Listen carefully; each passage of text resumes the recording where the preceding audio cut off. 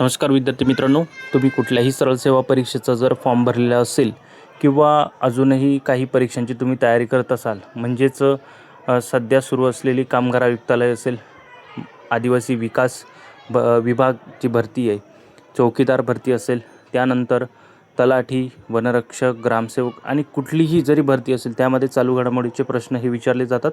आणि आपल्याला माहिती आहे चालू घडामोडीची कमांड ज्या विद्यार्थ्याची असेल तर त्या विद्यार्थ्याला यश हे नक्कीच मिळतं, कारण हेच जे 2-4 मार्क असतात किंवा 2-4 प्रश्न असतात त्याच्यामुळेच आपला रिझल्ट जातो. त्यामुळे या प्रश्नांची तयारी करणं फार गरजेचं आहे आणि ही तयारी कुठल्याही पुस्तकातून होत नाही. तर यासाठी तुम्हाला डेली 2 तास तरी द्यावे लागतात आणि रोजचं 2 तास ह्या नवीन ज्या घडामोडी आहे त्याच तुम्हाला वाचाव्या लागतात व्यवस्थित, जेणेकरून तुमचा हा रिझल्ट नक्की येतो. आणि मग त्याचमुळे आपण ही जी काही चालू घडामोडीची सिरीज आहे ती चालू करतो आहे.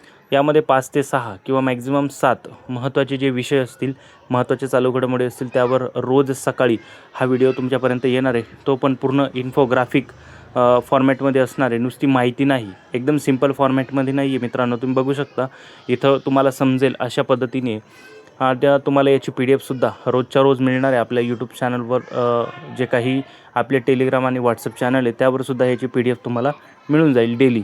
यामध्ये बघा, तर पहिलं आहे अग्नी 1 या लघुपल्ल्याच्या बॅलिस्टिक क्षेपणास्त्राची यशस्वी चाचणी झालेली आहे. तर ती कुठं झाली, तर चंदीपूर ओडिसा या ठिकाणी झालेली आहे. याची महत्त्वाची वैशिष्ट्य काय आहे ना, ती आधी जाणून घ्या. तर हे सर्वात पहिलं म्हणजे स्वदेशी बनावटीचं आहे, भारतानेच बनवलेलं आहे. दुसरी गोष्ट म्हणजे याला कमी इंधन लागतं, कमी पल्ल्याचं आहे म्हणून याला कमी इंधन लागतं. आणि हे इंधन कोणत्या स्वरूपाचं आहे, घन स्वरूपाचं आहे. लिक्विड इंधन याला वापरत नाही, हे घन स्वरूपाचं आहे. तिसरी गोष्ट म्हणजे हे जमिनीवर मारा करणारं बॅलिस्टिक मिसाईल आहे. त्यानंतर अण्वस्त्र वाहून नेऊ शकतो, म्हणजे जे अणुबॉम्बचे साठी लागणारं जे काही फ्युएल आहे ते याच्यामधून आपण वाहून नेऊ शकतो. यानंतर याचं युद्धसामग्री प्रणाली कशी आहे, यामध्ये पारंपरिक युद्धसामग्री पण आहे आणि अणुबॉम्बसुद्धा याला अटॅच करता येतो. याची जी क्षमता आहे ती 700 ते 900 किलोमीटरपर्यंत याची रेंज आहे. आणि यानंतर भारक्षमता म्हणजे हा किती किलोग्रॅम वजन किंवा किती किलोग्रॅम याच्यामध्ये अणुबॉम्बचे जे काही ॲटम्स असतील ते किती किलोपर्यंत नेऊ शकता, 1000 किलोपर्यंत. म्हणजे विचार करा किती याची मोठी कॅपॅसिटी असणार आहे. यासोबतच पहिली चाचणी आपण अग्नी या सिरीजमधली 25 जानेवारी 2002मध्ये केलेली होती. आणि याची जी वाहतूक आहे ती आपण रस्ते, रेल्वे, जे काही इतर वाहतूक व्यवस्था असतील त्याच्यामार्फत हे नेऊ शकतो. रणगाडी वगैरे असतील, जर अजून काही आर्मीचे व्हेकल्स असतात तर त्याच्या माध्यमातून तुम्ही नेऊ शकतात. तर हे आहे पहिलं. पुढचं आहे, आता बघा पुढची आहे महत्त्वाची गोष्ट, संयुक्त राष्ट्रानं इस्राईलला लैंगिक हिंसाचाराच्या काळ्या यादीत टाकलेलं आहे. आता हे कधी झालं, 28 मे 2026 रोजी संयुक्त राष्ट्राने इस्राईलला लैंगिक हिंसाचाराच्या आरोपाखाली ब्लॅकलिस्टमध्ये टाकलेलं आहे. यानंतर इस्राईलने जे काही संयुक्त राष्ट्रांचे प्रमुख असतील, अँटोनियो गुटेरस, हा प्रश्न येतो मित्रांनो भरपूर चालू घडामोडींच्या संदर्भामध्ये, की संयुक्त राष्ट्राचे सध्याचे मुख्य जे असतील म्हणजे मेन व्यक्ती कोण आहे, ते अँटोनियो गुटेरस आहे. आणि यांचे जे मुख्यालय याच्यावर सुद्धा प्रश्न येत असतो वारंवार, तर तो आपण करत नाही. तर हे कधी विचारलं जाईल, आता जर संयुक्त राष्ट्र हे जर तुमच्या करंटमध्ये आहे तर त्याचंच मुख्यालय किंवा त्याचं जे काही प्रमुख आहे ते कोण आहे, हा प्रश्न तुम्हाला विचारला जाईल. म्हणजे अशा पद्धतीने तुम्हाला चालू घडामोडीचा जो अभ्यास आहे तो करावा लागतो. कुठलाही टॉपिक, प्रत्येक गोष्ट करत बसणं याला काही महत्त्व नाही आहे. जो टॉपिक सध्या ट्रेंडिंगमध्ये त्याचंच चालू घडामोडीवर प्रश्न येतात, एवढं लक्षात ठेवा. पुढे काय, संयुक्त राष्ट्राची जर बघितलं तर याचं मुख्यालय आहे न्यूयॉर्क शहरमध्ये. याची स्थापना झाली 24 ऑक्टोबर 1945मध्ये. सुरुवातीला 51 सदस्य देश होते. यानंतर सध्या 193 सदस्य देश आहे, प्लस आता सध्या 2 किंवा 3 वाढलेले म्हणजे 195 ते 196 यामध्ये सदस्य आहेत. युनायटेड नेशन्स सिक्युरिटी काउन्सिल म्हणजे सुरक्षा परिषदेमध्ये 15 सदस्य आहे. यानंतर यांचं काम काय, तर आंतरराष्ट्रीय शांतता आणि सुरक्षा राखणे. आत्ताच आपल्याला माहिती आहे इस्राईलने इराण किंवा पॅलेस्टाईन या देशांवर हल्ला केलेला होता, गाझापट्टीमध्ये पण. तर या सगळ्या आरोपांवरून संयुक्त राष्ट्राने त्यांना ब्लॅकलिस्टेड केलेलं आहे. म्हणजे तुम्ही हिंसाचार केला व या दृष्टिक्षेपात त्यांना ही जी काही कारवाई ती झालेली. याच्या अधिकृत भाषा पण आहे, तर ह्या अधिकृत भाषा कोणकोणत्या बघून घेऊ. अरबी, चिनी, इंग्रजी, फ्रेंच, रशियन आणि स्पॅनिश. तर हे तुम्हाला काही विचारलं जाणार नाही, त्याच्यामुळे याचं काही टेन्शन घेण्याची गरज नाही आहे. परंतु आपल्याला फक्त माहिती पाहिजे, जस्ट फॉर आवर इन्फॉर्मेशन. याचे प्रमुख कोण आहे लक्षात ठेवा, अँटोनियो गुटेरस. यानंतर पुढचं आहे मित्रांनो, प्रसिद्ध उर्दू कवी आहेत आणि गझलकार आहे, बशीर बद्र यांचं नाव आहे, तुम्ही फोटोमध्ये पाहू शकता. त्यांची एक लाईनसुद्धा इथं दिलेली आहे, कुछ बात है की हस्ती मिट्टी नहीं हमारी, सदियों रहा है दुश्मन दौर ए जमाना हमारा. ओके. तर जे व्यक्ती मृत पावलेले असतात किंवा ज्यांचं नुकतंच निधन झालेलं असतं, तर अशाही व्यक्तींबद्दल तुम्हाला माहिती विचारली जाते. त्यामुळे यांचं पूर्ण आपल्याला माहिती असणं गरजेचं आहे. कदाचित असंही विचारू शकता, प्रसिद्ध उर्दू कवी आणि गझलकार बशीर बद्र यांचं नुकतंच निधन झालेलं आहे, तर हे कोणत्या राज्यामध्ये किंवा यांचा जन्म कोणत्या राज्यामध्ये झालेला आहे? तर आपल्याला ही माहिती पाहिजे की यांचा जो जन्म आहे तो उत्तर प्रदेशातील फैजाबाद या ठिकाणी झालेला आहे. भोपाळ या ठिकाणी यांचं निधन झालेलं आहे.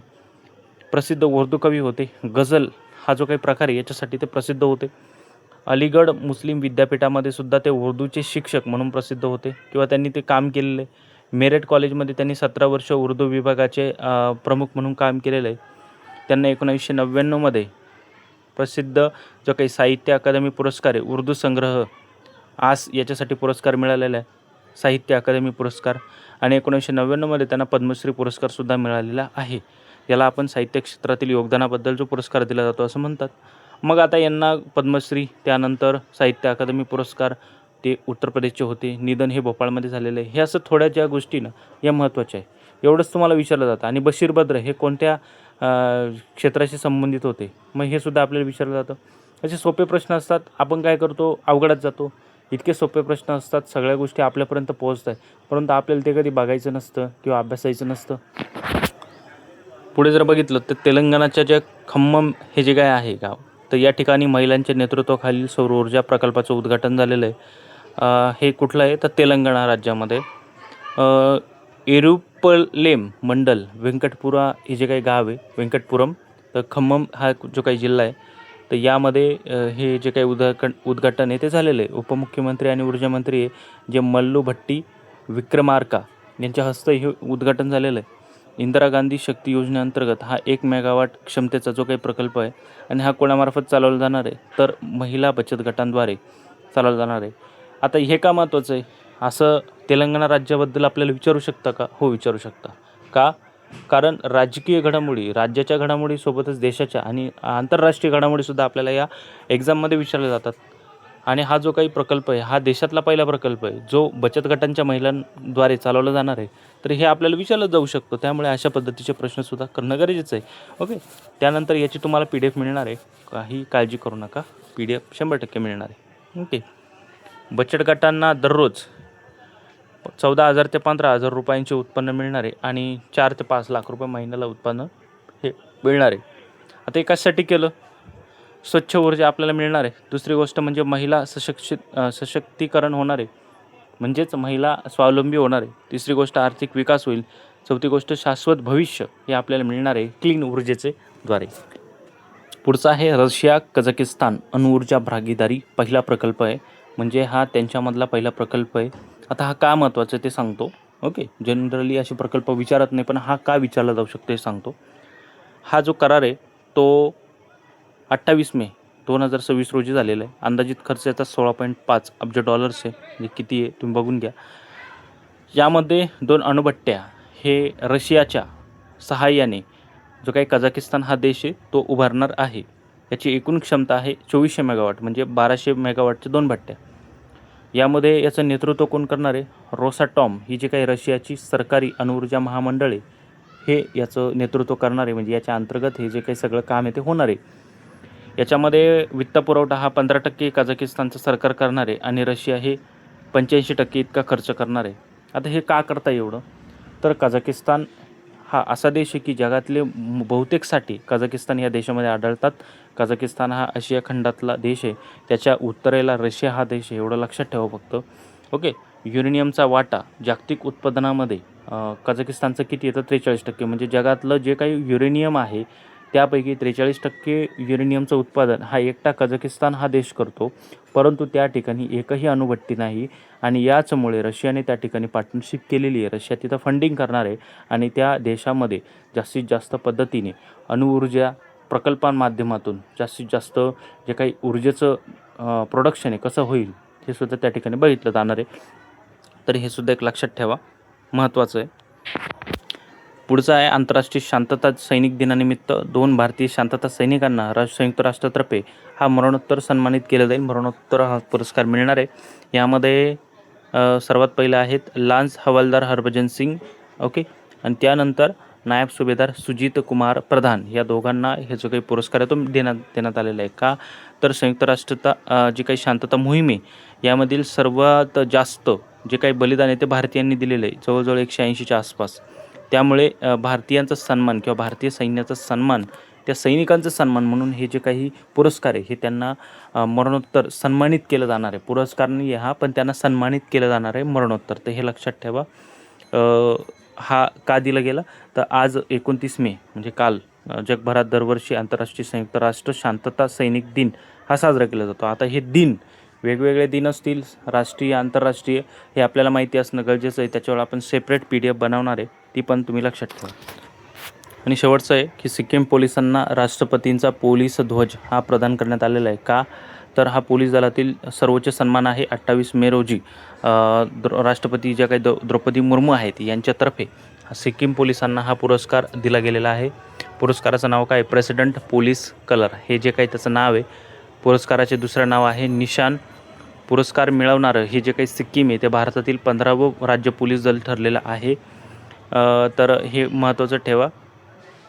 1961मध्ये महाराष्ट्र पोलीस दलाला हा सर्वोच्च सन्मान मिळालेला आहे, हे सुद्धा लक्षात ठेवा. महाराष्ट्र पोलीस दलाबद्दल हा प्रश्न तुम्हाला विचारला जाऊ शकतो. यामध्ये दुसरी एक गोष्ट आहे, हा विशेष ध्वज आहे आणि हा राष्ट्रपतीच्या मार्फतच वितरित केला जातो तुम्हाला. आणि ह्या सगळ्या गोष्टी तुम्ही लक्षात ठेवा.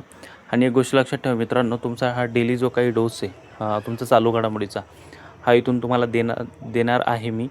याचा फायदा तुम्हाला पुढील ज्या एक्झाम्स असतील त्याच्यामध्ये नक्की होणार आहे. चालू घडामोडी संदर्भात ज्या काही नवीन अपडेट असतील त्या तुमच्यापर्यंत त्वरित पोहोचवल्या जातील. याच्या PDF तुम्हाला फ्रीमध्ये मिळणार आहे आपल्या ग्रुप्सवर. दिशा करिअर अकॅडमी आणि सरकारी नोकरी मराठी हे आपले जे काही दोन्ही WhatsApp आणि टेलिग्राम चॅनल त्या ठिकाणी तुम्हाला मिळणार आहे. कुठल्याही पद्धतीचे आपण बॅचेस वगैरे विकणार नाही आहे, काहीच नाही. सर्व तुम्हाला जे काही पाहिजे ना ते त्या ग्रुपवर तुम्हाला फ्रीमध्ये मिळणार आहे. त्यामुळे कुठल्याही पद्धतीचं टेन्शन घ्यायचं नाही. हँडरिटन नोट्ससुद्धा आहे, मराठी व्याकरण, इंग्रजी व्याकरण, त्यासुद्धा तुम्हाला फ्रीमध्ये आपल्या दोन्ही ग्रुप्सवर टाकणार आहे मी. तर फक्त अभ्यास करायचं आहे. कुठल्याही पेड बॅचेस, मॉक टेस्ट घ्या, हे घ्या, ते घ्या, त्या आमिषाला बळी पडू नका. तुम्हाला जर वाटलं तर मी स्वतः तुम्हाला फ्रीमध्ये PDF प्रोव्हाइड करेल. चालू घडामोडीच्या त्या तुमच्यापर्यंत पोहोचवण्याचा प्रयत्न करेल. पण कुणाच्याही जाळ्यात अडकू नका. पैसे वाचवा. ज्या ठिकाणी फ्रीमध्ये चांगलं मिळतं आहे त्या ठिकाणी नक्की घेण्याचा प्रयत्न करा. मी तुमच्याकडून कुठल्याही पद्धतीचं चार्ज करत नाही. तुम्हाला हे जे काही आहे, तुम्ही फक्त एक व्हिडिओ बघितला तरी तुमचं 10-15 मिनटाचा व्हिडिओ बघितला आणि फक्त नोट्स काढून ठेवल्या तरी तुमचा जो काही चालू घडामोडीचा अभ्यास आहे तो पूर्ण होणार आहे. आणि असंही तुम्हाला मी PDF देणारच आहे, त्याच्यामुळे त्याचं काही टेन्शन नाही. तुम्ही फक्त अभ्यास करा, बाकी सगळं मी बघून घेईल.